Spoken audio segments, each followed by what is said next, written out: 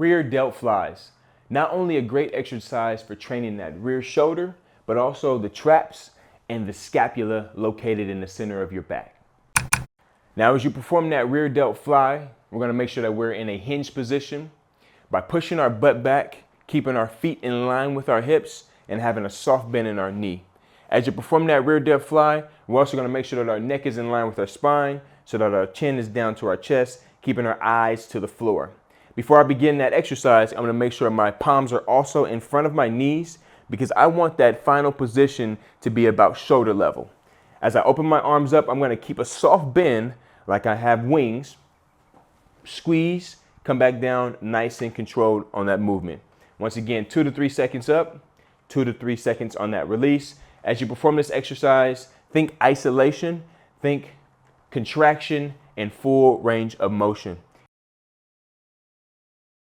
When you're performing that rear delt fly, there are a couple things that you want to pay attention to.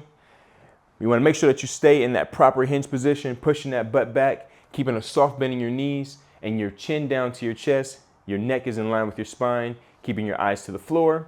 Make sure the dumbbells stay in front of you. As you perform that exercise, have a controlled 2-second movement up and 2 seconds down.